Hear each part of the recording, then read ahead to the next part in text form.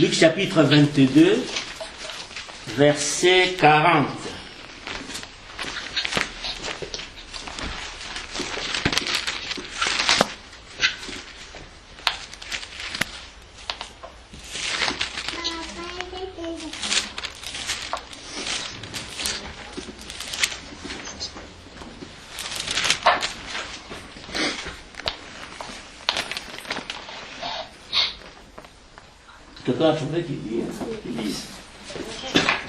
Lorsqu'il fut arrivé dans ce lieu, il leur dit: priez afin que vous ne tombiez pas en tentation.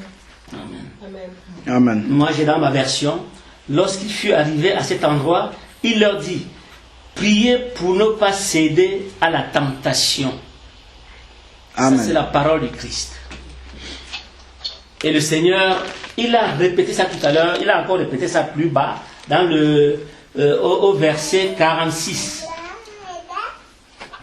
Alors, il leur dit: pourquoi dormez-vous? Levez-vous et priez pour ne pas céder à la tentation. Donc, ça m'a marqué parce que le Seigneur a insisté là-dessus.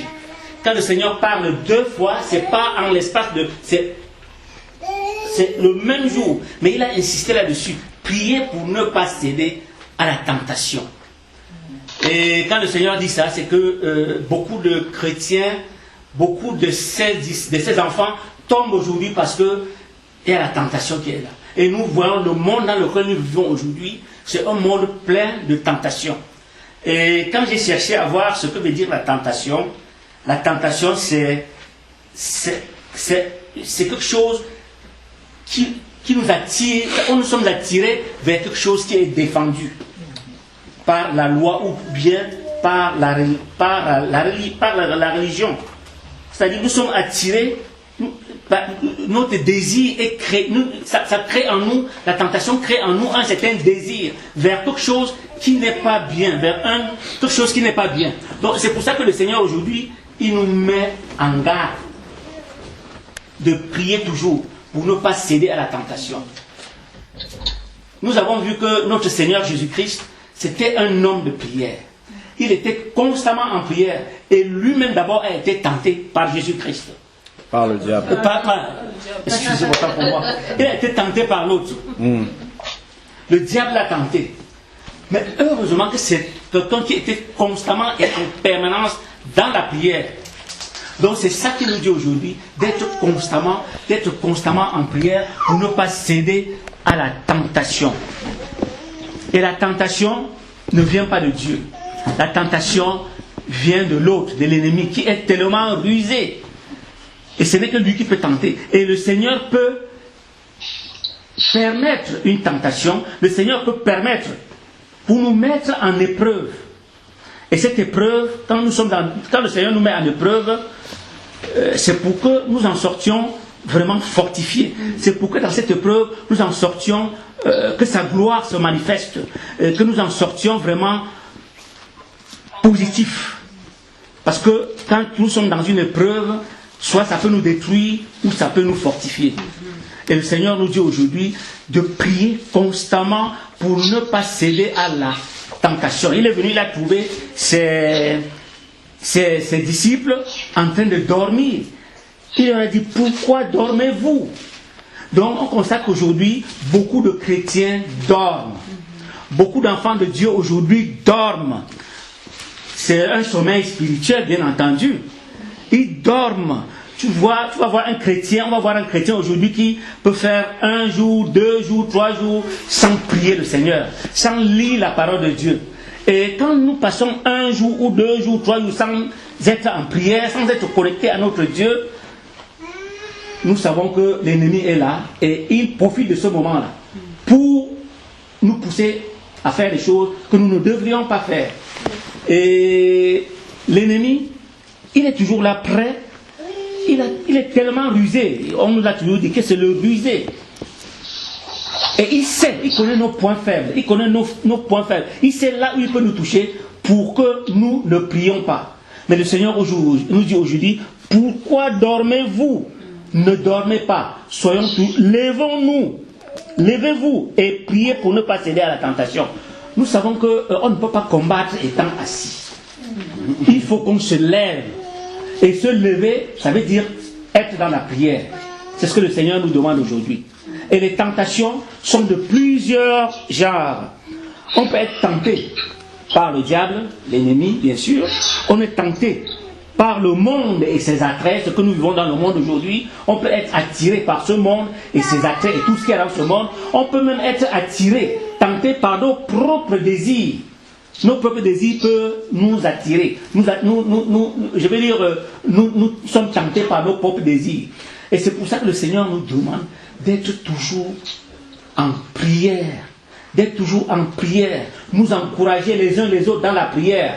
Voir que tel frère est en train de chuter dans sa foi. On doit prier pour l'encourager. Parce que nous avons pour seule arme que le Seigneur nous a laissée, c'est la prière et c'est sa parole. Ce n'est que sa prière et sa parole. Donc le Seigneur nous dit aujourd'hui, et il l'a remarqué, il l'a dit 2 fois. Et quand le Seigneur insiste sur quelque chose, c'est que c'est un point, vraiment un point très très très sensible. Quand il insiste, c'est que c'est un point très sensible. Et nous devons faire en sorte que vraiment qu'on reste toujours en prière, qu'on soit toujours en train de prier, qu'on ne se lasse pas, qu'on ne s'endorme pas spirituellement. Parce que quand nous dormons spirituellement, l'ennemi est là et il va nous... Quel que soit le moment, quel que soit parce qu'il y a le moment que quelqu'un est atteint par une tristesse, il se laisse aller et il ne prie plus. Mais le Seigneur nous a toujours dit, réjouissez-vous toujours dans le Seigneur. Réjouissez-vous. Nous devons être toujours dans la joie dans le Seigneur. Nous savons que nous avons un Dieu qui est vivant. Nous avons un Dieu qui est puissant. Nous avons un Dieu qui s'occupe de nous. Quand Dieu est avec nous, personne ne peut être contre nous. Quand Dieu est avec nous, nous avons toujours la victoire. Nous ne devons pas être dans la tristesse. Il a trouvé ses disciples il trouve cette, on dit ici dans le verset 45, après avoir prié, il se releva et vint vers les disciples, qu'il trouva endormis de tristesse. Ses disciples étaient endormis de tristesse. Tristesse de quoi? Vous êtes avec le Christ, mais vous êtes triste, pourquoi?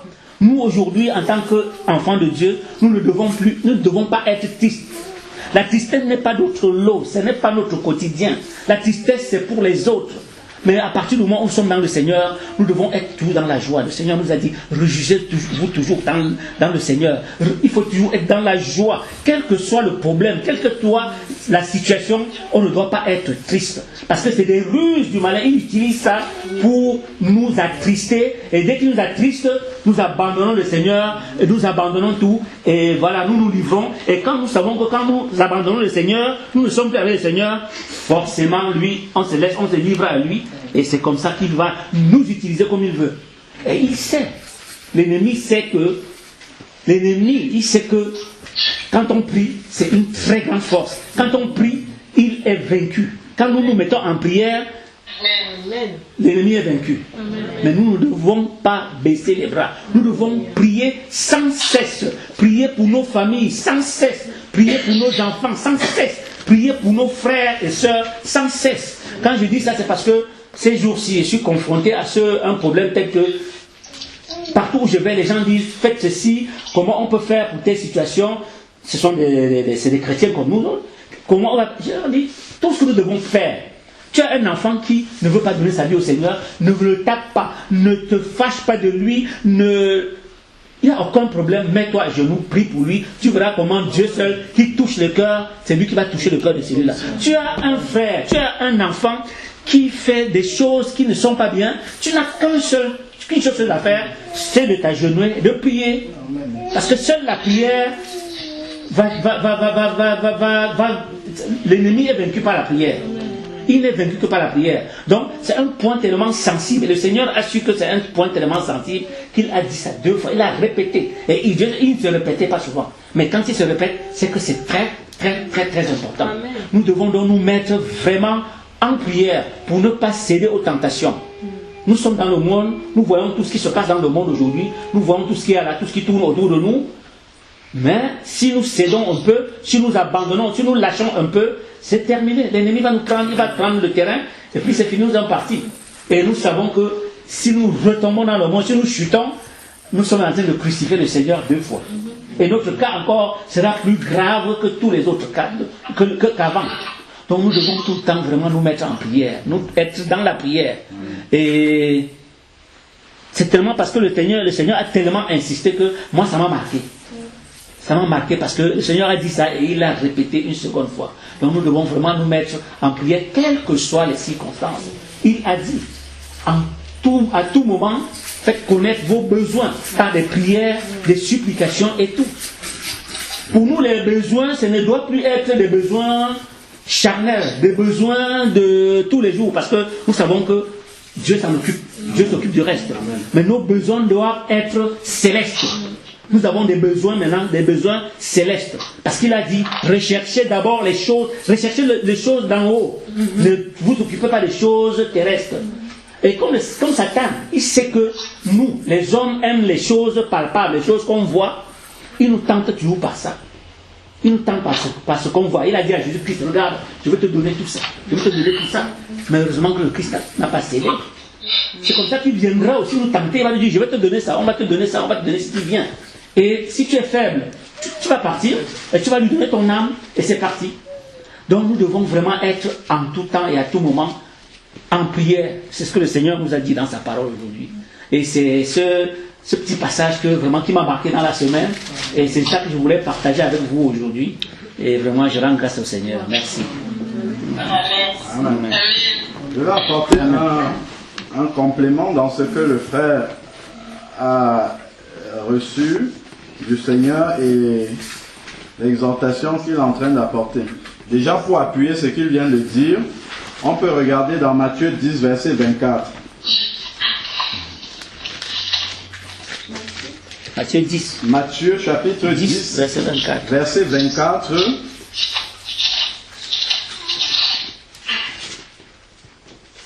Le disciple n'est pas plus que son maître, ni le serviteur plus grand que son Seigneur.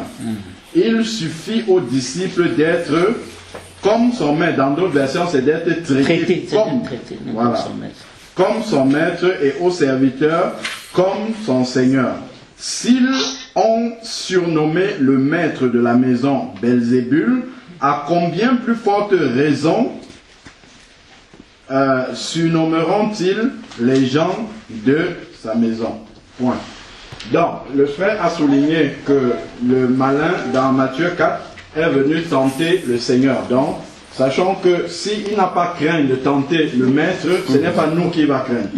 Ça, c'est déjà une première chose. Donc, les ruses du malin, c'est une réalité. Donc, si nous prenons encore dans Jacques 4, verset 7,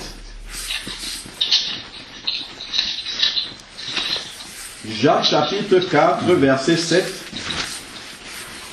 il est dit, soumettez-vous donc à Dieu, résistez au diable et il fuira loin de vous. Amen. Il n'a pas dit qu'il va mettre le diable loin de nous. Si on regarde même dans la prière dominicale, comme on dit, ne nous induis pas en tentation, ne nous soumets pas à la tentation, mais délivre-nous du malin. Donc en fait, tant que justement le malin n'est pas enchaîné, donc ça arrivera après l'enlèvement, après les 7 années de tribulation. Tant qu'il n'est pas enchaîné, sera présent. Et il a une seule mission, perdre ceux qui sont dans le monde, et puis perdre aussi ceux qui sont déjà sauvés. Ça, c'est sa seule mission. Donc, plus le temps va s'approcher, plus justement son activité va grandir au milieu des enfants de Dieu.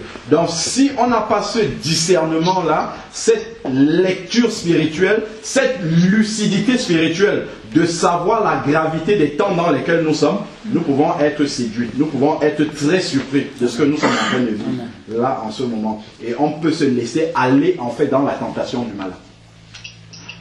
C'est-à-dire qu'il va venir, comme tu disais, tant de petits pièges comme ça. Et si nous tombons dans le premier, c'est bon, il nous entraîne dans le deuxième et ainsi de suite. Et pour ceux qui sont dans le monde, c'est facile, ils sont déjà là. Mais pour ceux qui sont sauvés, c'est de façon très subtile, c'est la séduction. Comme tu disais, ne pas prier, Donc, forcément, ne pas prier, ça veut dire quoi? Ça veut dire que je ne me connecte pas à Dieu. Si je ne me connecte pas à Dieu, qu'est-ce que ça veut dire? Ça veut dire que ma pensée n'est pas renouvelée. Si ma pensée n'est pas renouvelée, qu'est-ce qui va se passer? C'est qu'elle va être remplie par ce qui est dans le monde. Or, le monde est rempli de tellement de choses qui nous éloignent du Seigneur. Hein, parce que jamais le monde ne va nous rapprocher du Seigneur. Mettez la télé, regardez tout ce qu'il y a comme info, il y a tout ce qu'il faut comme distraction pour passer le temps à se perdre dans ces discussions-là, alors que progressivement, les prophéties sont en train de s'accomplir, le Seigneur est en train de s'approcher, comme on a dit dans Matthieu 24, et ils ne se doutèrent de rien. C'est comme ça que ça va se passer. Donc si l'enfant de Dieu n'est pas lucide pour savoir qu'est-ce qui est en train de se passer spirituellement dans le monde dans lequel nous vivons, on va passer à côté de l'essentiel, de cet essentiel-là. Et si nous prenons dans Matthieu 24, justement, où il parle de son prochain retour, le Seigneur dit quelque chose qui doit nous interpeller et qui, moi, m'interpelle et je suis déjà tombé là-dedans. Matthieu 24, verset 24. Car il s'élèvera de faux Christ et de faux prophètes. Ils opéreront de grands signes et de grands prodiges au point de séduire, s'il était possible, même les élus. Bon, il y a d'abord la séduction qu'on connaît là qui se passe dans les assemblées, tout ça. Bon, ok.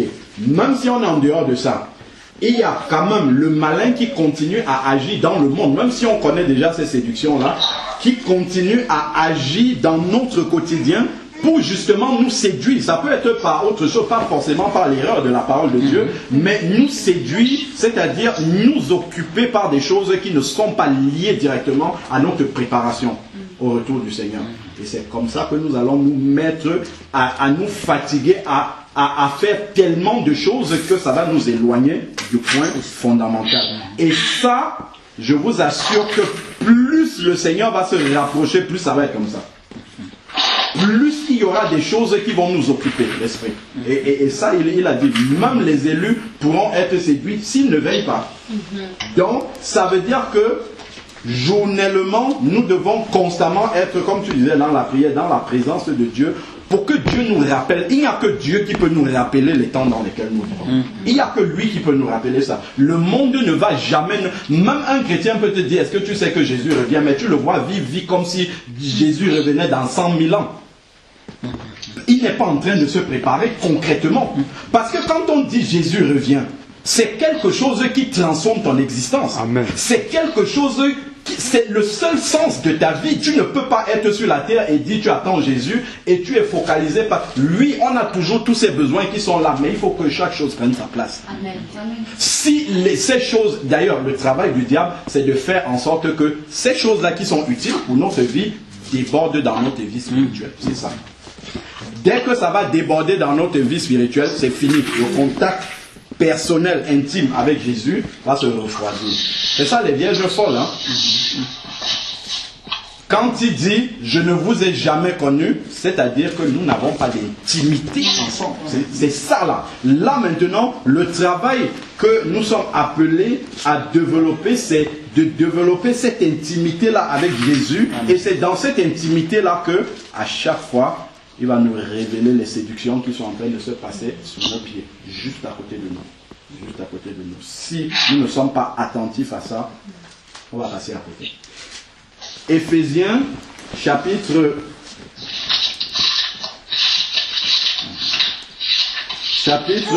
5, verset 14 dit, c'est pourquoi il est dit, réveille-toi, toi qui dors. Réveille-toi d'entre les morts et Christ t'éclairera. Les Éphésiens, ce ne sont pas des païens, ce sont des chrétiens. Donc ce sont des paroles qui s'adressent à nous. Il faudrait que nous redéfinissions, que nous réexaminons plutôt pourquoi je suis là. Pourquoi Dieu me laisse encore là, en ce moment-ci? Pourquoi je suis là sur la terre? Est-ce que je suis là pour mener une vie comme ça? Bon, ok, je vais au travail, je reviens. Pourquoi encore Dieu me laisse là alors que je suis déjà sauvé? Ça doit donner tout le sens même de notre vie et la seule préoccupation que nous avons sur la terre. Faisons très attention. Les gens qui sont autour de nous ne préparent pas le retour de Jésus. Nous le savons, eux, ils ne le savent pas. Donc, à partir de ce moment-là, celui qui ne prépare pas le retour de Jésus, l'autre va l'utiliser pour t'éloigner, toi, de l'essentiel. Toi, tu sais où tu vas. Lui, il ne sait pas où il va. Donc, si tu t'abandonnes, tu t'oublies, en fait, avec lui, il ne sait pas où il va, il t'entraîne là-dedans. Donc, il faut faire très, très, très attention. Au mieux, même souvent, être avec les enfants de Dieu qui savent, qui vont dans la même direction que toi. Je vous assure que les temps dans lesquels nous vivons sont très subtils. Ce n'est pas le pasteur qui va te sauver. Même un frère, une soeur. On a dit, même les frères se trahiront entre eux. C'est vrai que ça, l'apogée de ça, ça va arriver dans la grande tribulation, mais ça commence déjà là maintenant. Donc, c'est pour ça que, justement, on doit faire vraiment le plus attention à notre marche avec le Seigneur. Plus nous nous approchons de l'objectif. Si nous prenons 1 Thessaloniciens 5, 1 Thessaloniciens chapitre 5, verset 1. Ça vient juste après qu'il ait parlé de l'enlèvement. Si vous voyez la fin du chapitre 4 qui parle de l'enlèvement, c'est du verset 13 au verset 18. Et tout juste au chapitre 5, regardez ce qu'il va dire. Et nous savons bien que la Bible à l'origine n'a pas été écrite avec des versets et des chapitres. Ça a juste été subdivisé pour qu'on puisse se repérer par rapport à cela. Donc ça veut dire qu'en fait, le texte qui vient juste en dessous, c'est la continuité de celui d'avant. Et qu'est-ce qu'il dit? Il dit, pour ce qui est des temps et des moments, vous n'avez pas besoin, frères, qu'on vous en écrive, car vous savez vous-même parfaitement que le jour du Seigneur viendra comme un voleur dans la nuit. Ça veut dire qu'il n'y a rien. Il y a un frère encore qui me demandait samedi, c'est quoi les signes de l'enlèvement? Il n'y a aucun signe. Il n'y a absolument aucun signe pour l'enlèvement de l'Église. Tout ce que nous avons comme signe, c'est le signe du retour physique de Jésus. Et nous savons que les deux sont séparés de cette année. Donc, plus nous voyons les signes du retour physique, plus nous savons que l'enlèvement aussi doit être proche. Mais il n'y aura rien qui va dire, ah, la trompette va sonner maintenant. Pas du tout. Donc, c'est à nous de veiller. Alors, quand les hommes diront paix et sûreté, c'est alors que soudainement la ruine fondra, comme les douleurs de la femme, les douleurs sur la femme enceinte, et ils n'échapperont pas. Ça peut s'appliquer, oui, aux gens du monde qui ne savent pas, mais pour nous aussi, au moment où justement on va se reposer sur ces lauriers spirituels et dire, bon, maintenant ça va, je peux dormir un peu, c'est le moment où il faut veiller. Parce que l'autre, justement, il y a une sœur qui disait que l'autre, lui, ne se repose jamais, et c'est vrai. Comme il est dit là dans Jacques 4, qu'il rôde comme un lion rugissant là, il ne se repose jamais. Si il nous voit assoupis, c'est là qu'il agit. Il va agir à ce moment-là pour nous éloigner le maximum. Alors, maintenant, verset 4, mais vous, frères, donc à l'opposé de cela, mais vous, frères, vous n'êtes pas des ténèbres pour que ce jour vous surprenne comme un voleur. Pourquoi ce jour-là ne doit pas nous surprendre? Parce qu'on veille tous les jours. Si c'est aujourd'hui, c'est aujourd'hui. Si c'est demain, et ainsi de suite. Mais nous sommes prêts à tout moment. C'est ce que ça veut dire. Pour que ce jour vous surprenne. Vous êtes tous fils de lumière, c'est-à-dire éclairés par Dieu à chaque fois. À chaque fois, le Saint-Esprit dit, ah, il y a ça, ça ne va pas. Et puis, on corrige. Comme, alors, fils de lumière et fils du jour, nous ne sommes pas de la nuit ni des ténèbres. Regardons le verset 6 qui revient à ce que le frère disait tout à l'heure. Ne dormons donc pas. Pourquoi? Parce que nous sommes de la lumière et non des ténèbres. Ne dormons donc pas comme les autres, mais veillons et soyons sobres. Parce qu'il est possible pour un chrétien de s'endormir. De s'endormir spirituellement, d'être sûr que tout va bien, et c'est là justement que l'autre va profiter.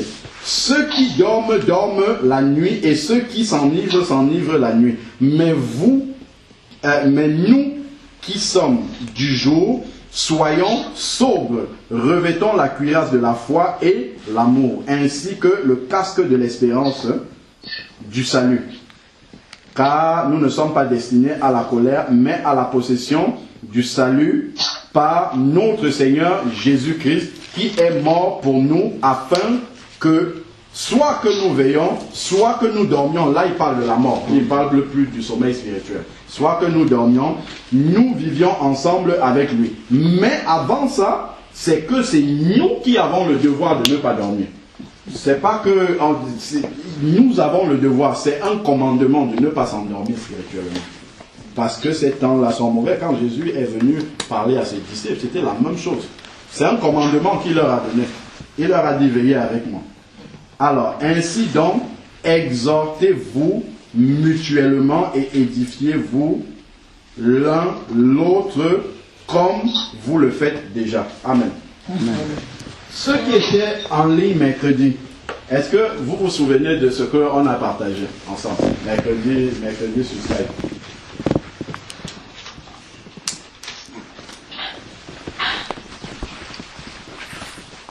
Odile, tu te souviens de ce qu'on a partagé mercredi sur Skype? Voilà, d'accord. Okay. Oui. Oh, si je me souviens. D'accord, c'est bien. C'était sur le retour du Seigneur, les jugements vers lesquels le monde est en train de se diriger et surtout le comportement du chrétien dans ces moments-là. Nous qui sommes censés être la lumière, qu'est-ce que nous devons faire à ce moment-là? Et l'exhortation principale, c'était justement de jouer ce rôle-là d'ambassadeur. L'ambassadeur, c'est celui qui représente son pays dans une terre étrangère. Mais imaginez-vous un ambassadeur, on l'envoie dans un pays pour représenter son pays, il oublie justement l'ordre de mission qu'il a reçu et il s'adonne maintenant au plaisir de ce pays-là, oubliant ce qu'il fait là. Qu'est-ce que justement le responsable du pays, qu'est-ce qu'il va faire? Le chef du gouvernement, il le rappelle. C'est tout, on le rappelle dans son pays parce que ça ne sert à rien qu'il soit là. Et donc justement, ce pourquoi nous sommes là et le Seigneur nous a fait cette grâce, ce privilège-là de savoir qu'il revient bientôt. Justement, nous devons être ces lampes-là qui brillent là où nous sommes. Amen. Donc, la sœur Jacqueline n'était pas là mercredi, n'est-ce pas? Elle n'était pas là mercredi sur Skype, Jacqueline. Bon, je vais vous lire dans ce qu'elle m'a envoyé. Elle me l'a envoyé le 24. Le 24, c'était quand vendredi, non? C'est ça, hein? Voilà, ok. Elle n'était pas là mercredi et vendredi, voici le message qu'elle m'envoie. Je rappelle que le message n'était pas encore publié sur Internet. Elle dit, bonjour Alain Patrick, cette nuit, j'ai eu un songe dans lequel j'ai parlé de Jésus et les gens voulaient me tuer. Donc, je me suis caché dans un lieu abandonné, puis le Seigneur m'a fait sortir de ma cachette et marcher dans les rues pour annoncer son retour. J'étais conduite par le Saint-Esprit, je ne pouvais pas me taire et je me suis réveillé glorifiant Dieu. Je voulais qu'on en parle ensemble si 1 ou 2 dimanches par mois, nous ne pouvions pas sortir ensemble pour annoncer le retour de Jésus-Christ. Amen. Donc ça c'est une confirmation du message qu'on a partagé ensemble mercredi, sachant que la sœur n'était pas là. Je pense que ça doit vraiment encore nous réveiller davantage. Nous réveiller davantage afin que vraiment nous puissions redéfinir les priorités de notre vie. Parce qu'en fait c'est ça. Quand les disciples ont rencontré Jésus, leur vie a été totalement modifiée, transformée complètement par les objectifs, en fait. Les objectifs de leur vie avaient complètement changé, étaient complètement modifiés. Donc, si nous vivons en bâtissant pour la terre, ben, effectivement, l'autre va s'en servir pour nous attirer vers les choses de la terre. Si maintenant, nous sommes sur la terre, sachant que tout ce qui... nous avons à résoudre, à entreprendre là sur la terre, garde sa place de terrestre et que nous-mêmes, nous soyons toujours connectés là-bas, là on va pouvoir vivre dans ces temps-ci. Il faut vraiment que nous ne nous éloignions pas de ce fondement-là, de ce but-là. Il faut vraiment que... Parce qu'il n'y a personne qui va nous rappeler ça. Si ce n'est la parole de Dieu à chaque fois qui nous rappelle ça, personne, dans les temps où nous vivons, personne ne va nous rappeler que nous sommes dans ces temps-là où il faut être très vigilants sur notre vie spirituelle. Que le nom du Seigneur soit béni. Je vais juste rappeler encore une des paroles de mercredi qui nous avait tous bien réveillés. Justement, la sœur Dison a partagé sur la marque de la bête. Cette marque sans laquelle nous parle Apocalypse 13, verset 15 et suivant, sans laquelle personne ne pourra ni vendre, ni acheter, ni rien faire. Bon. Et nous avions dit en fait que aujourd'hui, le système de la bête est déjà présent. Ce n'est pas que ça va être conçu plus tard, c'est déjà là. Si tu regardes ta carte bancaire, la mienne, il y a une puce là-dessus. Si tu regardes ta carte de sécurité sociale, il y a une puce là-dedans. Si tu regardes ta carte de séjour, il y a une puce là-dedans. Si tu regardes ton GPS, il y a une puce là-dedans. Ton téléphone portable, il y a une puce là-dedans. Si tu regardes le nouveau permis de conduire, il y a une puce là-dedans.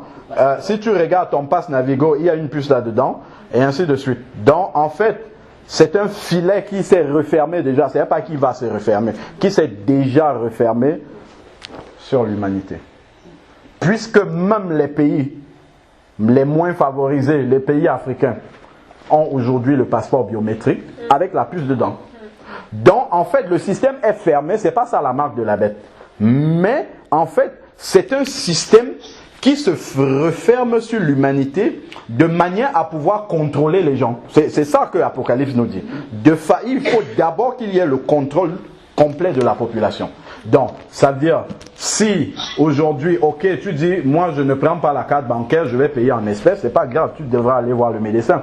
Donc tu vas montrer ta carte de sécu. Si tu dis, ok, moi je vais prier pour être guéri, c'est pas grave, tu auras peut-être le permis de conduire, ou bien tu auras le GPS, ou si tu n'as pas tout ça, tu auras autre chose, tu auras le passe Navigo. Sinon, il faudra que tu marches partout, à pied.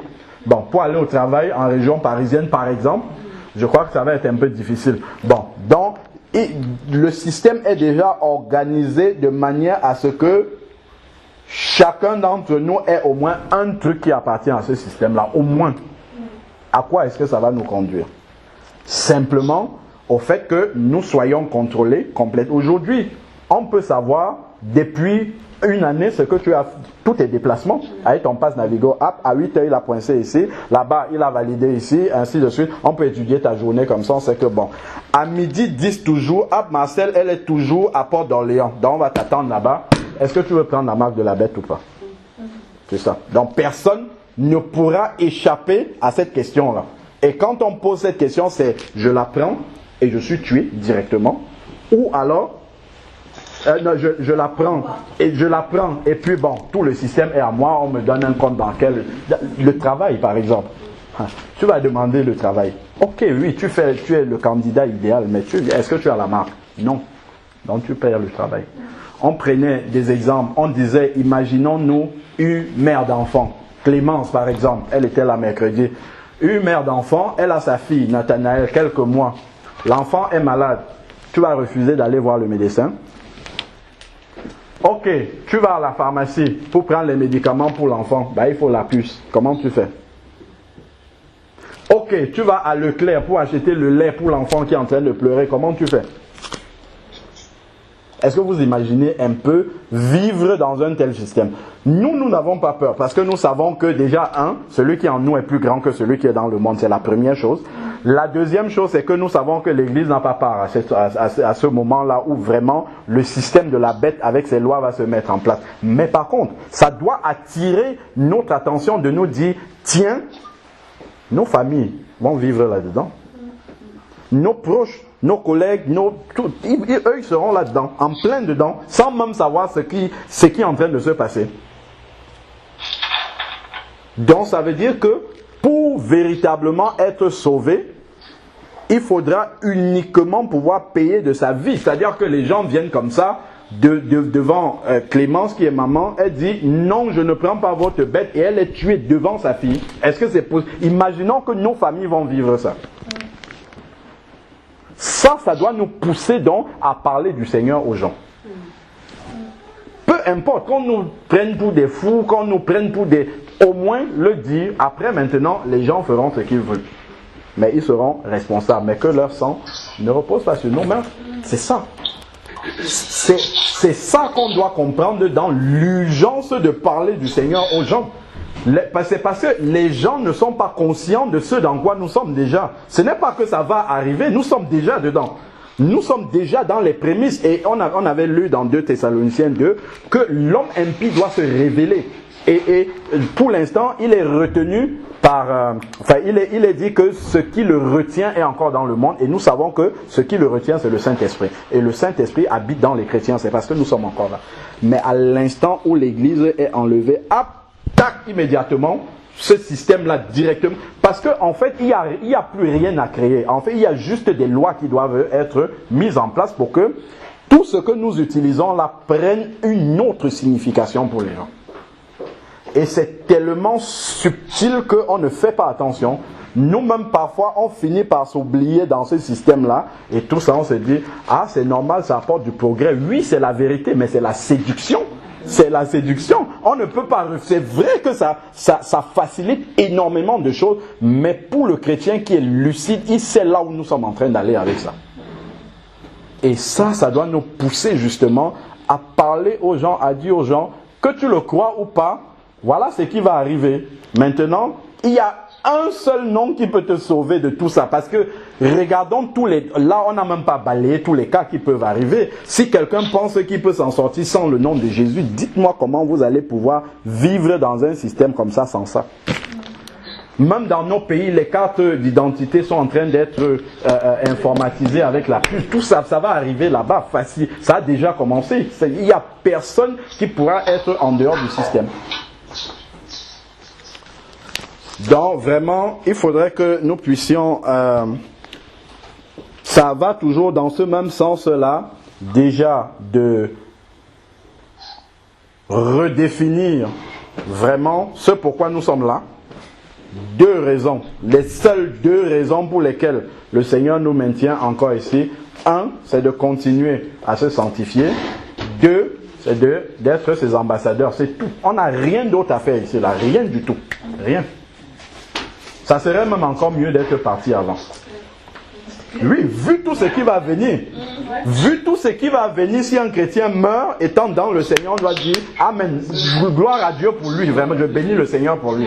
Parce que pour tout ce qui va venir là, vraiment, et on ne sait pas définir la limite jusqu'où on va entrer dans ce système-là avant que l'Église ne soit enlevée. On ne sait pas. Donc il faut se préparer vraiment à pouvoir être là où le Seigneur nous demande d'être. Là, dans ces moments-ci. Sinon, on ne sera pas là où le Seigneur nous attend. Après, je voulais poser une question. L'Église sera enlevée, mais ceux qui resteront, qui diront non à la bête, c'est qui alors? C'est ceux qui... Israël, par exemple. On avait vu ça. Israël, je crois, c'est Apocalypse 14, les 12 000 de chaque tribu. Et il y a Israël qui doit être sauvé dans la grande tribulation. Et la fin de la grande tribulation, c'est dans Zacharie 12 et Zacharie 14. Lorsque le Seigneur Jésus revient sur les nuées des cieux et que Israël reconnaît les marques de celui qu'ils ont percé. Là, ils vont reconnaître le Messie et l'accepter. Une conversion nationale. Et c'est pour ça que Paul dans Romains 11 dit « Et tout Israël sera sauvé ». Voilà. Bon, à part eux déjà, qui c'est écrit. Après, maintenant on avait lu, je crois c'est dans Apocalypse 14, les anges qui lisent l'évangile éternel et tout, en disant aux gens de ne pas prendre la marque de la bête, mais bon après, ceux qui arriveront à résister pour ne pas prendre cette marque-là, Dieu seul le sait. Ceux qui pourront... Qui pourront être suffisamment, comment dire, avoir ce courage-là, hein, parce que la grâce de Dieu quand même ne sera plus comme maintenant. Dans l'exhortation, c'est que nous préparions à partir, à ne pas rester déjà, ne pas rester et puis faire le maximum que nous pouvons pour que ceux qui sont autour de nous ne restent pas. C'est ça, hein, parce que vraiment, quand nous voyons ça, c'est quand même, c'est effrayant tout ce qu'on voit là.